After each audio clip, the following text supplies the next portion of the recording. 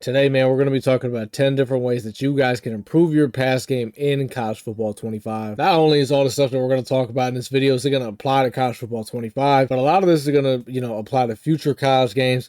A lot of stuff is going to apply to Madden, just because it's just simple knowledge of the game, and some of it's just, putting stuff in your head, and then some of it's just stuff to think about when you're on the field. And then obviously some of the stuff we're going to talk about is gameplay, like actual things you need to be doing gameplay wise. Number one is you need to know how to read the defense or figure out how to decipher what the defense is in. So one of the first things you could do is after every single play, there's going to be this thing right here that pops up that shows you what a defense is in after every single play. So right here after every single play, there's a screen that says previous play. All you got to do is basically flick your right stick over to the right, and it will show you what the defense was in. Now, this does not work on Heisman difficulty, but in any online head-to-head mode, none of it's on Heisman, or it might, I don't know what it's on, but it always lets you see the previous play no matter what. But if you're playing like a Dynasty on Heisman or something like that, that's the only way you're not going to be able to see the previous play. Now, the other way to read a defense is obviously at the line of scrimmage. That's the only other way, and you're probably thinking, well, what's the quickest way to read a defense at the line of scrimmage? First of all, if you see two safeties high, it's either going to be a cover 4 or it's going to be a cover 2. Now, some people are going to disguise their coverage. They might make every coverage look like it's cover 2 because they got two safeties highs, but then it kind of turns into a cover 3 or maybe a cover 6, which a cover 6 is going to look a little something like this, to where basically you'll have the left side of the field, the safety rolls in the middle on the inside third plays the middle, and then the right side of the field you have the outside corner on a cloud flat, and you'll have a safety on the deep half on that side as well. I think that's would be what a cover 6 is. So some people might disguise their looks and stuff like that. So the point I'm getting at is try to look at where the safeties are going when the ball snap, because that's gonna tell you the whole story they're in. If they're in a cover 3, a cover 2, a cover 4, and all that stuff. Number 2 is going to be you need to have better pocket presence. So what I mean by pocket presence is when you drop back and you're throwing the ball, just stepping up, sliding over, and just, giving yourself a little bit more time in the pocket, just from, little small maneuver, movements and stuff like that. And the best way, in my opinion, to get your, kind of naturally moving around in the pocket with your left stick, go into practice, and I want you to just go against a 4-man rush and try to survive for as long as you can. And another big thing that a lot of people might not know this, but when you're in the pocket, let's say you want to take off with your quarterback, you never want to hold turbo when you're in the midst of guys attacking. So I'm gonna try to explain it here. You want to kind of step up like this, and then you would want to take off and sprint with your quarterback and hold turbo. And I hold turbo, hold the sprint, but if you hold it too early like this, you see how those guys kind of got off the block a lot faster. When you hold turbo behind the scrimmage like that, and this applies to actually running the ball as well, the defenders are just going to, your offensive lineman is almost just going to kind of release them quicker, as if you just do not hold turbo. As you can see, look, they don't even react to me. They don't even notice that I'm running with the football. So keep that in mind as well if you're going to scramble with your quarterback. But yeah, just try to survive in the pocket for as long as you can, and, naturally over time, it'll just be something you do. Like, it's not that you'll just have kind of a feel for it. So just go into practice, do that, run places you kind of run in real games, and you know what I mean? Number 3, you need to be comfortable against the blitz. You need to know how to block the blitz, and you can't go the whole game just saying, you know what, I'm going to throw to beat the blitz because I don't know how to block it. That's not going to work for 4 quarters. Trust me,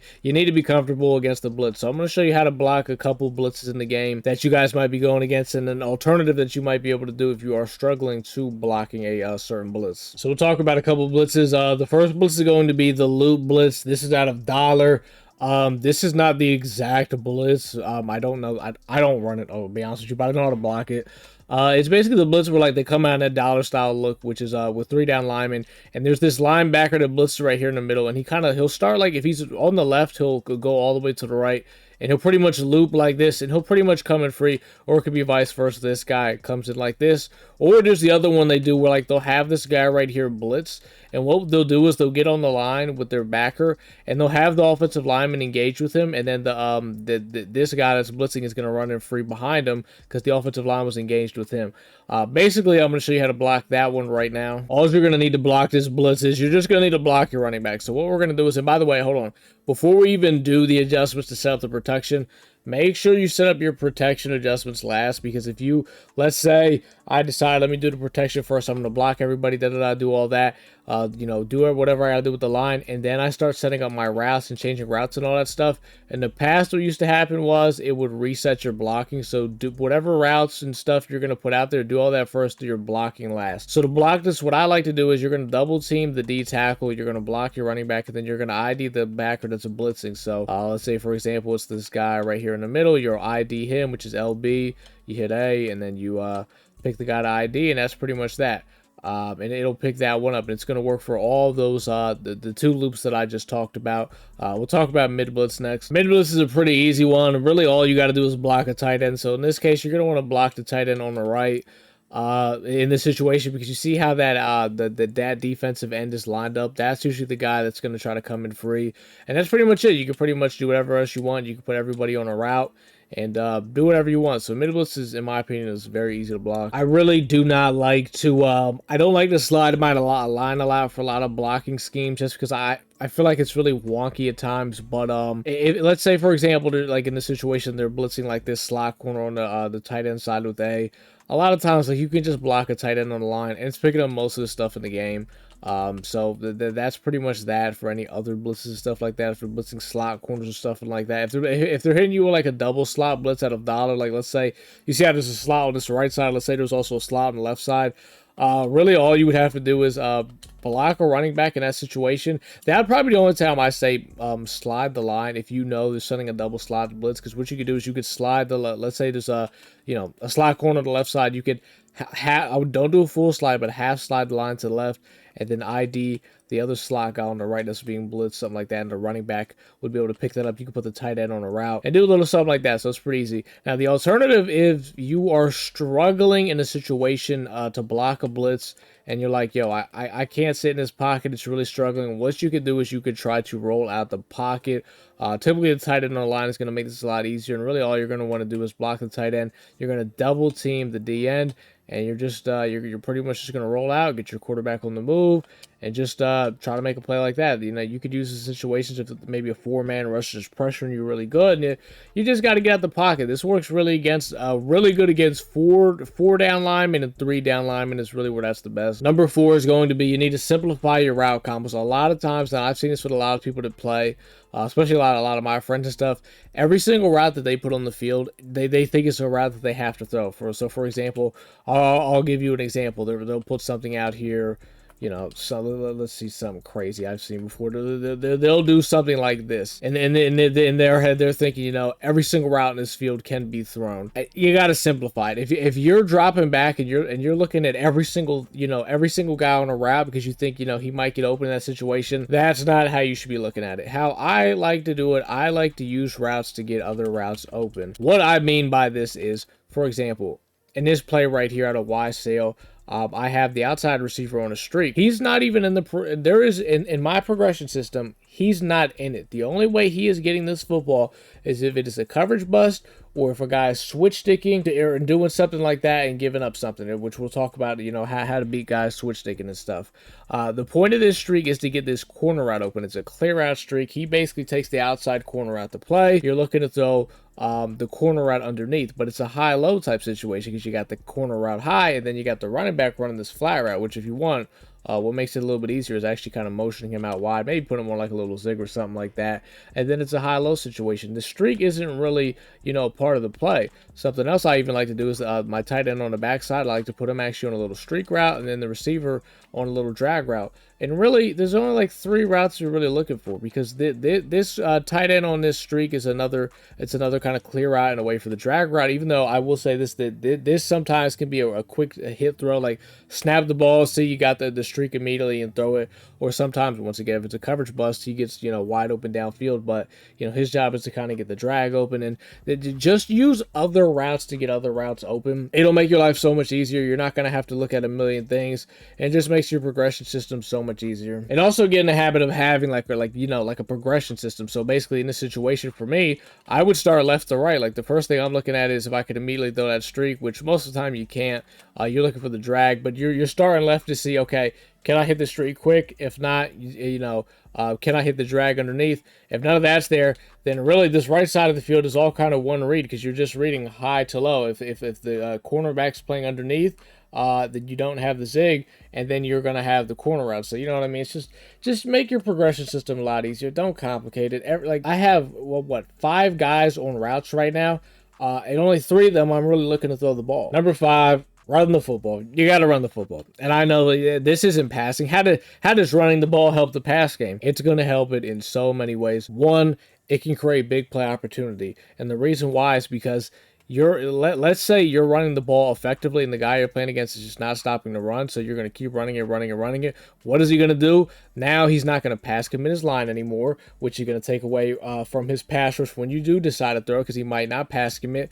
2, it's going to create big play opportunities because let's say, okay, he's getting desperate to stop the run. He loads the box. He starts sending extra bodies out there. So now when you do decide to drop back, there's less people in coverage and there's just, people just straight up wide open. And you know what I mean? Most of you guys are not prolific passers. You're not. It's just what it is. There's nothing wrong with that. And when I say a prolific passer, you're not throwing the ball 30 times a game and you're going, 25. You're going 25 for 30 passing a game, 300 yards, no turnovers, just slicing up a defense. You're not. It's just what it is. When you run the ball, it's going to limit the chance of your turnovers. And like I said, it's just going to open up more lanes for your passing game. A lot of these route combos you're putting out there, you can save them for later in the game. The person you're going against doesn't have to see them as much. And you're just kind of keeping more things on tuck. So when you do unleash it, it's like, oh man, I wasn't ready for that. So running the ball just opens up so much. I'm not saying you got to be a runaholic, but run the ball a little bit. Number 6, you need to know the passing settings that you want to play on in this game. I play on placement as my passing type. Passing slowdown doesn't mean anything. That's just for like offline stuff. But still don't put it on. It's really bad. It makes the game like lag and stuff. Pass lead increase I have on none. My reticle speed is 3. These passing settings for me are great. I think placement is the best one. The second best one I would say is placement accuracy. Placement, by the way, for what it is, you can freeform. You can do all that with holding LT. You can highball. You can do all that stuff. The only difference on placement is you don't have to time the pass. So using the ability dot is going to help out a lot because a lot of it's going to be based off your throw accuracy stats, the TAC stat. Placement and accuracy, you do have to time the throw. That's the only difference, which can lead to some red passes, and I don't know. I think it's not very. I've used it for a while, but placement is better in my opinion. Classic passing we should not be on, and revamp passing we damn sure shouldn't be on. Number 7, when you're going against someone that's doing a lot of switch sticking, you got to make them pay sometimes because what's going to happen is with these guys that are switch sticking a lot of times is they're going to give up big plays. A lot of times what people like to do with their switch stick, they like to do a little adjustment like this. This is a lot of times what these guys like to do. It's going to be a little setup or something like this, and when the ball is snapped, what they're going to do is they're going to switch stick over to this cloud flat right here and pretty much take away this whole sideline. Or sometimes what these guys will do is like they'll get pretty risky. They might do they might send a little blitz, do something like this, and what they're going to do is they'll have the something that this guy right here playing the flat, and this outside third is pretty much solo by himself. So when let's say for example, I have a corner out on the right side. On the tight end right here, which is line up right over this guy, and then the outside receiver on the right is on a streak. Let's say when the ball snapped, I switched it to the outside corner because I'm trying to bite down and take away this corner right on number 8, the tight end right there. Now what happens? The receiver's running free deep, but you threw it to the tight end and it got intercepted for the switch stick. Guys are going to do this a lot of times. If you just hold on to that ball for that extra second, you're going to have a touchdown pretty much. So basically make these guys pay. Sometimes you got to hold the ball an extra second, or sometimes it's going to be worth it in the long run. Number 8, we kind of touched on this a little bit, but do not stare your receivers down. You need to have a progression system that you're used to getting, getting through your routes, your reads very fast. So let's say I snap the ball, but I know I really want this corner route, and I just look at him the entire time. I'm probably going to have him. Sometimes you're not. If that, you have to understand the routes you're putting out there. That's why I like to always start short, and then I get to my, I start with my short routes first, and then I go to my deeper routes last, in my progression system, just because, you want to get the ball out as fast as you can. You know what I mean? So if I start with the corner route, but then I work, you know, to the flat route, that doesn't really make sense, because the flat route is something you're getting out your hands very quickly. You got to take what the defense gives you. So, you know, in a route combo like this, for example, I'm starting with, I'm looking at this flat right here. I'm just drop back if I can immediately get that out. Then you know what I'm doing is I'm reading the high-low to the right. The streak, we already talked about it. He's not in the progression system. I'm reading high-low with the corner route. If the slot corner comes down, he plays the flat route. I take the corner route over top. The slot corner goes up top. There's no one to play the flat. Then I take the running back underneath. This in route is really just a last chance route. He's your very last read. If all hell fails, usually the in route does get open, but it's a route that takes a little bit of time to develop, so it's kind of always last, at least for me, my progression system, because I don't really. It's just, you know, maybe if it's like a man, like if it's a one-on-one man situation, but in this situation zone, it's usually the very last thing that I'm looking at, just because it takes a little bit more time to develop. Number 9, everybody does this. I do it. We all do it. It happens. We kind of get in the habit. Do not keep running the same play over and over and over if it is not working. Now, there is a time and situations where you kind of do want to keep running the same play. Let's say, for example, I run this play wide sail right here, right? I throw an incompletion, I throw it away, I get sacked, or you know, maybe I threw a bad pass or something like that, but I noticed at the end of the play or at some point in the play, oh, wait a minute, that guy was open right there. I just, you know, I didn't go through my reads fast enough, or I made the wrong read or something like that. Then there's a time and place, okay, let me run this back. Let me make the right read this time and stuff like that. But if you're just straight up running the same play over and over and over, you're making the same adjustments, it's not working, you're just hoping, you know what, maybe it'll work this play. Maybe he'll run the perfect adjustments that I want him to run. You got to switch it up. And it's hard for some people because, you know, we're a creature of habit. This is what we run. It's worked against so many people. Why is it not working against this time? Sometimes you gotta get crafty. Number 10, this is the very last thing. Take what the defense gives you. Everybody wants to score quick. I want to score in 3 plays. You know what I want to do? I want to get in the end zone. I don't care if it's a 16 play drive, which I've had a ton of those. I know it's nasty, but it's just how it is sometimes. You should be starting short, working your way deep, man. That's just how it works. Take what the defense gives you. You're going to get in the end zone. Who cares at the pace you do it at? A lot of times these guys are going to give you the quick checkdowns. They're going to give you the quick flat route. Just take it. He's giving it to you because you know what's going to do? It's going to open up the stuff deep, because now he's going to shade underneath. He's going to bring guys down lower, and now he's going to it's just open things up. You know, that's kind of what football is. So you gotta just take it, man. You just take what the defense gives you. Trust me. Sometimes it might get tedious. You know, I'm tired of throwing this 4-yard flat route. We'll keep throwing it because good things are gonna come your way. Trust me, good things are coming your way. But yeah, those are 10 tips. So I guess I kind of gave you guys 11, but those are 10 tips how to improve your guys' passing game. If there's any questions you guys have, you can comment those down below. And if this video did help you guys, man, drop a like. And if you're not subbed to the channel, man, sub to the channel. We got lots of more content on the way. But till next time, man, I'll see y'all in the next one.